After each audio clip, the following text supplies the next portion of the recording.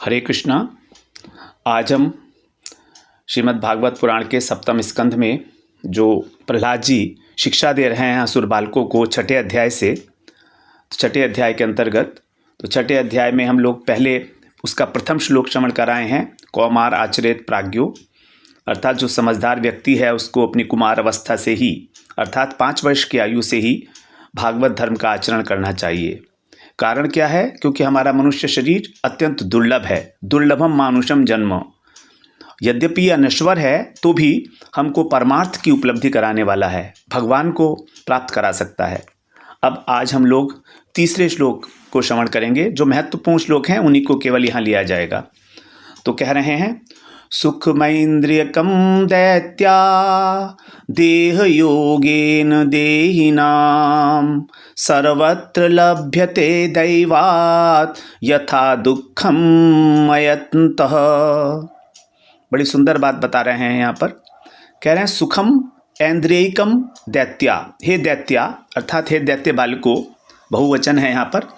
सुखम ऐन्द्रियकम, जो सुख है इंद्रियों से मिलने वाला।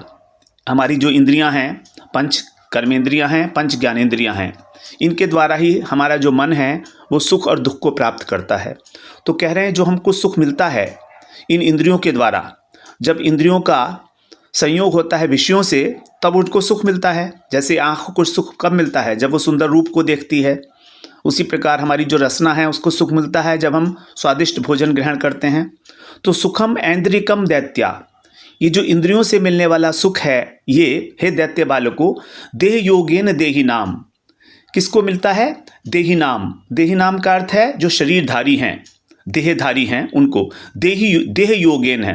केवल जो है शरीर मिलने पर ही, चाहे किसी भी योनि में हो, कोई सी भी योनि हो, 84 लाख योनियों में से किसी भी योनि में हो, जब हमको कोई शरीर प्राप्त मिलेगा तो हमको प्रारब्ध के अनुसार जो है सुख जो है मिलेगा। सुखम ऐन्द्रियकम, इंद्रियों के द्वारा मिलने वाला जो सुख है वो सभी शरीरधारियों को मिलता है, चाहे वो किसी भी योनि में हो। सर्वत्र लभ्यते, सर्वत्र का मतलब सभी योनियों में, 84 लाख योनियों में, चाहे पशु पक्षी कोई भी हो, कीट पतंग, सबको, क्योंकि सबको शरीर दिया गया है। सर्वत्र लभ्यते, सभी जगह पर मिल जाता है। लभ्यते माने मिल जाता है। दैवात, दैवात का मतलब है प्रारब्ध के अनुसार। यदि हमने पुण्य कर्म किए हैं तो हमको सुख तो मिलेगा ही मिलेगा, और यदि हमने पाप कर्म किए हैं तो हमें दुख मिलेगा ही मिलेगा। तो दैवात, दैव के द्वारा अर्थात प्रारब्ध के द्वारा, भाग्य के अनुसार।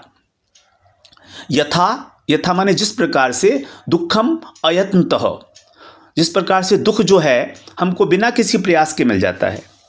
दुखम अयत्नतः, यत्न का मतलब यत्न करना, और अयत्न का मतलब बिना किसी प्रयत्न के। तो जिस प्रकार बिना किसी प्रयत्न के हमको दुख मिलता है, उसी प्रकार से जो सुख हमें मिलना है उसको कोई नहीं रोक सकता, वो तो हमें मिलेगा ही मिलेगा। तो सुखम ऐन्द्रियकम दैत्या देह योगेन देही नाम सर्वत्र लभ्यते दैवात यथा दुखम अयत्नतः। जिस प्रकार हमको अपने प्रारब्ध के अनुसार बिना किसी प्रयत्न के यदि हम निवारण करना चाहें तो भी दुख मिलता ही मिलता है, उसी प्रकार से सुख भी हमको मिलता ही मिलता है, क्योंकि वो तो हमारे प्रारब्ध में लिखा है। यही बात जो है नारद जी ने भी कही है, क्योंकि नारद जी के ही तो शिष्य हैं ना प्रहलाद जी। तो नारद जी पहले स्कंध में और 5वें अध्याय में व्यास जी से कह रहे हैं। जब व्यास जी अत्यंत दुखी से थे तब उनको दुखी देखकर नारद जी ने यही बात कही थी। प्रथम स्कंद के 5वें अध्याय के और 18वें श्लोक में वही बात है बिल्कुल। वहाँ पर कह रहे हैं नारद जी, तस्यैव हेतो प्रियतेत कोविदो न लभ्यते यद भ्रमतामुपर्यधः तल्लभ्यते दुःखवदन्यतः सुखम कालेन सर्वत्र गभीरहंसा। कालेन सर्वत्र गभीर रहंसा, गभीर रहंसा का मतलब है जो काल की अत्यंत गति है, हम उसको जानते नहीं हैं, अत्यंत गंभीर है, ऐसी जो गति है उसके कारण सर्वत्र माने सभी योनियों में, तल लभ्यते, जो सुख है वो हमको मिल जाता है। कैसे मिलता है? दुखवत, दुख के समान। तो जिस प्रकार हमको दुख बिना किसी चेष्टा के मिलता है, उसी प्रकार समय के फेर से, समय की अचिंत्य गति के कारण सभी को स्वभाव से ही प्रारब्धवश सर्वत्र ही सभी योनियों में सुख की प्राप्ति हो जाती है। इसीलिए वहाँ पर यही बात कही है, तस्यैव हेतो प्रियतेत कोविदो। कोविद का मतलब है बुद्धिमान पुरुष। तो बुद्धिमान पुरुष को चाहिए कि वो तस्य एव हेतु हो।